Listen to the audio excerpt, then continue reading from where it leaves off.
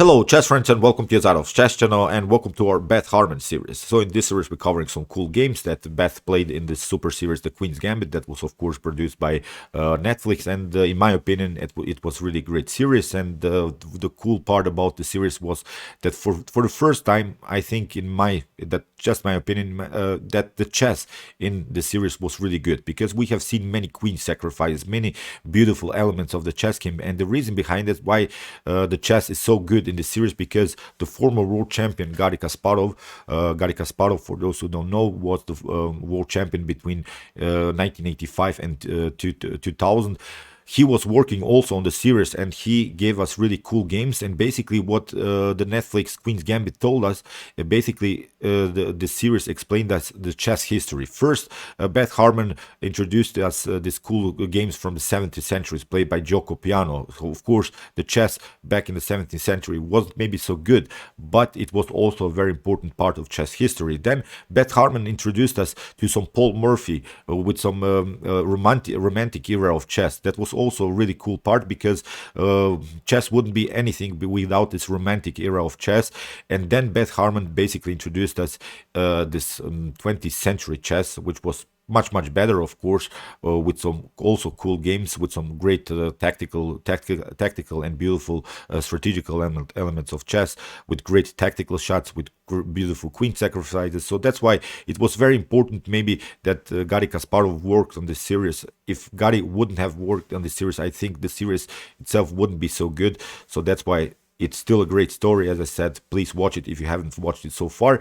And in this Beth Harmon series, I've also mentioned that I will suggest you a movie or series that I like. And for those who want to maybe watch something and still you haven't watched it, you can watch maybe the movie Heat from the 90s with Al Pacino and Robert De Niro. Please watch it, because I have a rookie. I work in the police, if you don't know, and I have a now rookie who's working with me, and he's much younger. And then we talk about movies, we talk about sports, we talk about anything. But then I asked him, did you watch the Heat from the 90s with Al Pacino and Robert De Niro? He said like he's born in 2000, and he said like, no, I didn't watch it because he's much younger. And I said him, you have to watch that because there are some movies that you simply have to watch. For instance, I was born in 1984, but still I had to see, for instance, the movie The Godfather. You have to watch the classics, I think. And the cool part about the movie Heat is that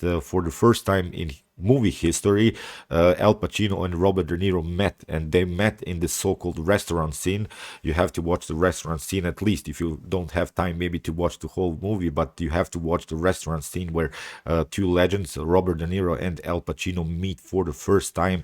It was such a great movie. And as I said, in this Beth Harmon series, I'm going to also suggest you a movie or two that you have to watch, which I think that are really cool. So watch the Heat, and then you can also watch something else. So okay, we're continuing now the Beth Harmon series with a cool game played by Paul Morphy. So Paul Morphy was the pride and sorrow of chess, as they say also in the Netflix Queen's Gambit series. Why was that so? Because there is this tiny string between genius and madness, and I think many chess players went mad because of chess. Sometimes they cannot really be compact in their lives.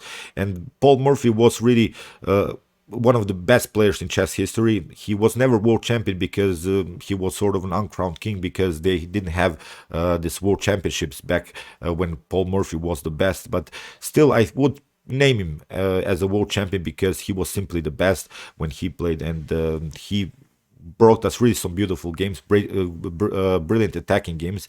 And I think for those who want to start chess, you can also watch Paul Morphy's games first, because then Paul Morphy will basically introduce you to the beauty of chess.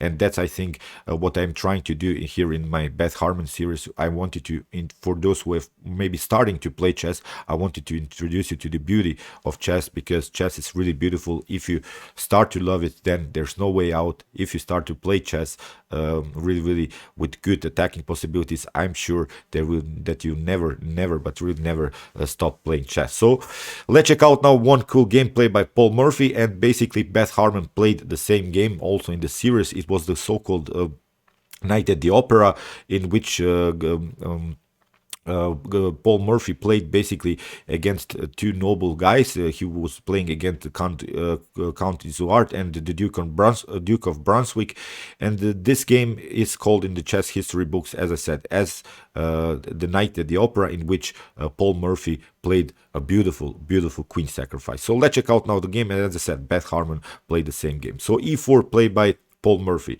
Here the e5 was played, knight to f3, we have d6, the Philidor defense, and here Paul Morphy breaks the position immediately with d4.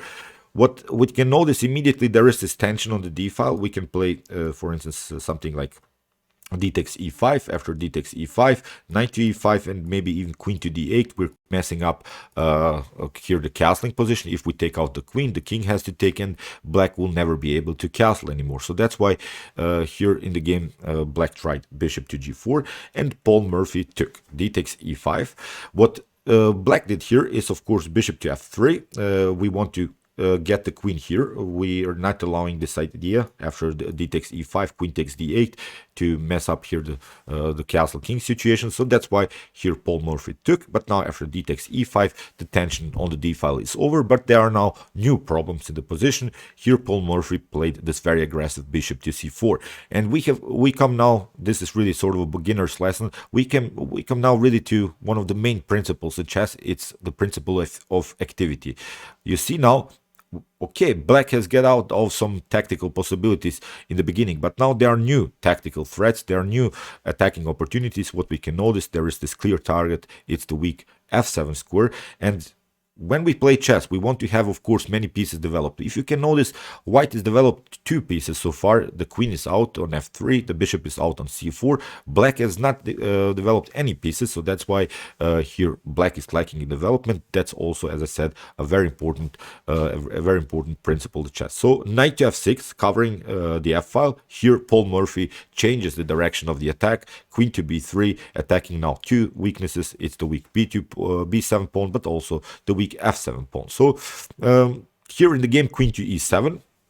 Here by black, we have now knight to c3. Again, Paul Morphy plays on the principle of development. He could have maybe taken here the pawn b7, but that was simply not Paul Morphy's style. He played simply the normal developing move, knight to c3. He wants to first bring all of his pieces in the attack, bring them on really the best attacking squares, because when we are developing pieces, we want to develop them on the best natural and attacking squares. The knight can be sometimes, you see, developed on a3, on d2, on c3, but it's the best to develop the knight on the most active square. The most active square is, of course, the c3, because from this square, you see the knight is covering 8 squares. Again, if you develop it here, then it's not covering so many squares, and if you develop it maybe to d2, then you're blocking out another activity. It's, of course, the activity of this dark square bishop. So that's why in chess, it's all about development, fast development, piece activity, king security, and attacking possibilities, at least in the beginning.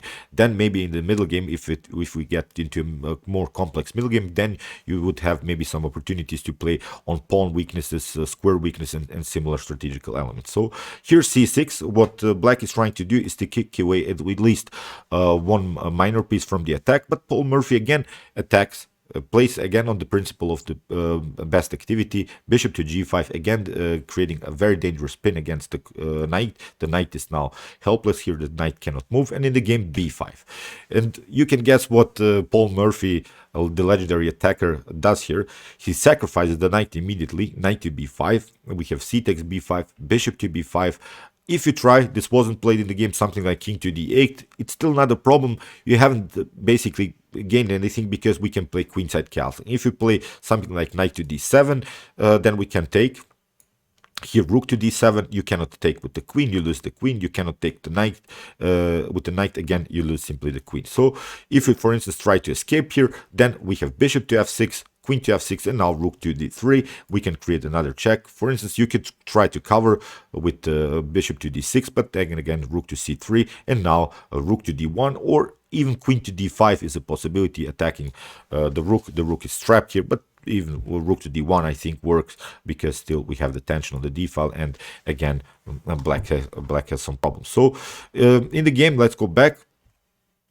After the move queenside knight to d7, so king to d8 wasn't played. We see after king to d8, queenside castling was the possibility. Now queenside castling anyway, and here is really a perfect example of the so-called attacking formations. We have really many pieces in attacking shape, and this attacking formation basically gives white now a comfortable game, gives now white great attacking opportunities.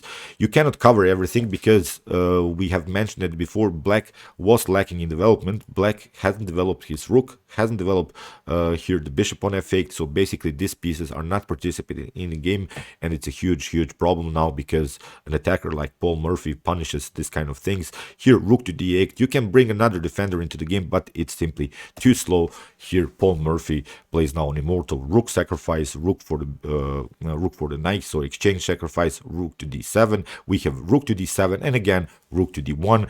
Every piece now was participating in the game. Rook to d1, again playing the spinning idea in the game. Queen to e6 was played, and now bishop to d7, simply getting rid of another defender. If it maybe queen to d7 is slightly better, maybe you can at least prolong the game, but again it's a losing game because still we have queen to b8. This wasn't played in the game, but after king to e7 we have queen to e5. You could maybe cover again with the queen, but again you get checkmated, because if you try now to cover with the queen, we have queen to d7, and it's still a checkmate because the knight is pinned. You cannot take out with the knight, and it's game over. But after the move bishop to d7, so queen takes d7 wasn't played, knight to d7 was played, and you can maybe pause now the video and find now the winning continuation, which was of course played by Paul Murphy, and it was also played by Beth Harmon and the Queen's Gambit. We can see it in one particular moment of the series that Beth Harmon played, of course, the very aggressive queen to b8, sacrificing the queen, but after knight to b8 we have rook to d8, and it's really one of the most beautiful checkmates in chess history. So I hope, as I said, that you will start to love this chess game, because sometimes chess can be beautiful like this.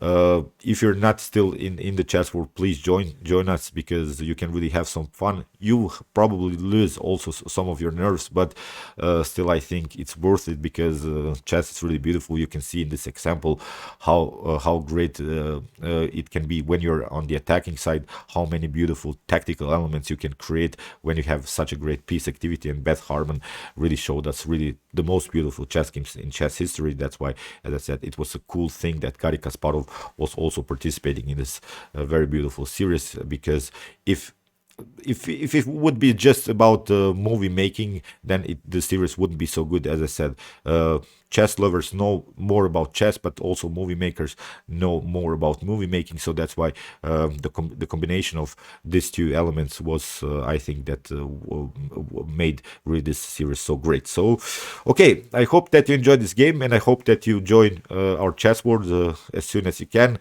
If you want to see more attacking games like this, you can maybe also check out my best chess games of all time series, in which I show you the best chess games that have been ever played in chess history. And you can also check out my previous video played by Beth Harmon. Also, it was also a very cool game that Beth Harmon played in the series. And if you like this content, you can also subscribe to my channel. See you soon with some more videos, and chess is the best, of course.